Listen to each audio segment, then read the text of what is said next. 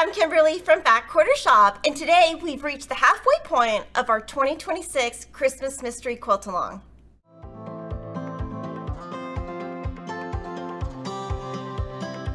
You can download the fabric requirements and the free Feelin Pine Dandy Quilt Block pattern at Back Quarter Shop.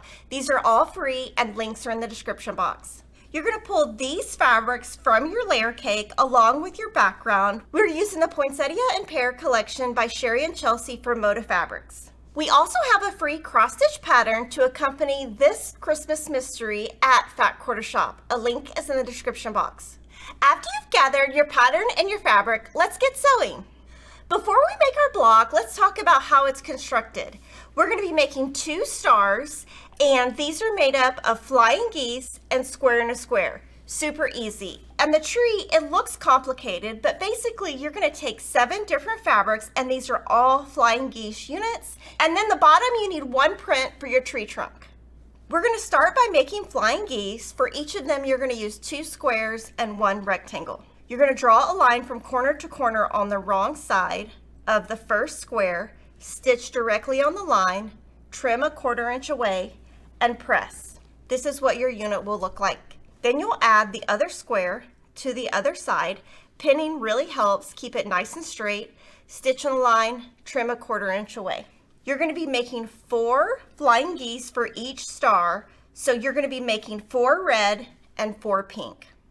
For the center of the star, you're going to make a square in a square block. You're going to take a fabric I square, 2 fabric H squares, and you're going to place these on opposite corners, stitch directly on the line, and when you're doing that, you just want to make sure you keep each piece out of the way of the other. Stitch on the line, trim a 1/4 inch away, and then this is half of your square in a square unit. You're going to repeat on the other side. Again, stitching on the line, trimming a 1/4 inch away, and then this will be your square in a square unit. You're going to make 1 red and 1 pink. Now we're going to put together the flying geese and the square in a square with fabric G squares on the outside. Just make sure you have all of your fabric in the right placement. You're going to sew this row together first, press, then you're going to add this row, press, and then you're going to sew the final seams. This is what your star unit will look like. It's going to be 4.5 inches square, unfinished. You're going to make 1 red and 1 pink star block. Now you're going to place your red star and add a fabric D rectangle, press, and add a fabric B rectangle. This will be your left star unit. Then you're going to take your pink star, add a fabric D to the right and a fabric B to the top. And this will be your right star unit. And just so you can see them together, this will be your left unit and this will be your right unit. Now we're going to take our units, we're going to make sure all of our background rectangles are in the right spot, our stars are in the right spot. We're going to put these right sides together, pin, and sew with a 1/4 inch seam. Once this is sewn, this will be unfinished at 6.5 by 12.5 inches, and this is the very top of your block. Now, like I said earlier, our tree is made up of flying geese, which is super easy. The difficulty here is going to be on your fabric placement, so you'll want to really pay attention to the pattern and the colors in the pattern. To make a flying geese, you're going to take a rectangle, 2 squares. You're going to put 1 square on the left end, stitch directly on the line, trim a 1/4 inch away.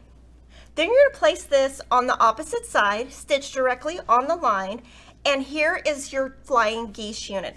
This is the first one you're going to make. All of them are going to be 2.5 inches by 4.5 inches unfinished. Now I'm going to show you all the color combinations that you need to make.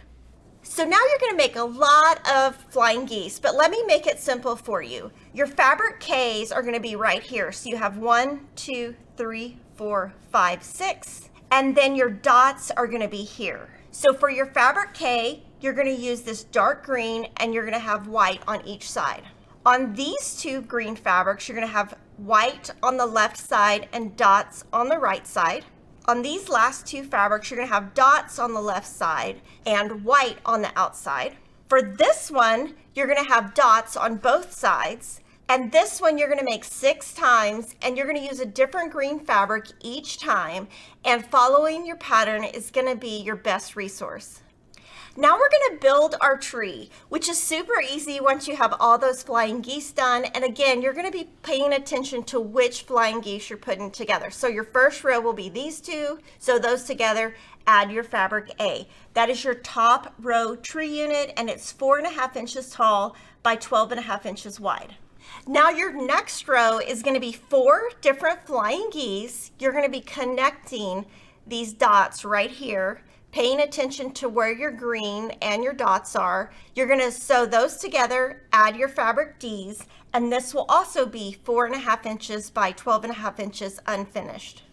Once that is done, you will have 6 remaining flying geese. You're going to put all of those together for your bottom row tree unit that's also 4.5 inches by 12.5 inches. Then you just make your tree trunk, which is super easy. Now to make the assembly easier, what I would do here is sew these rows together before you add the top star unit, and then add your top star unit. You'll want to make sure your red is in the top left, and that will be your entire block. Here's the Feelin Pine Dandy Block unfinished at 12.5 by 20.5 inches. And now you can see how we designed our pine trees to really form using dots and green fabrics. We're feeling pine and dandy now that this block is over. Let me know in the comments if you've been sewing along with us, or if you're waiting to complete this quilt when everything is released. Make sure you like, comment, and subscribe, and I'll see you next time.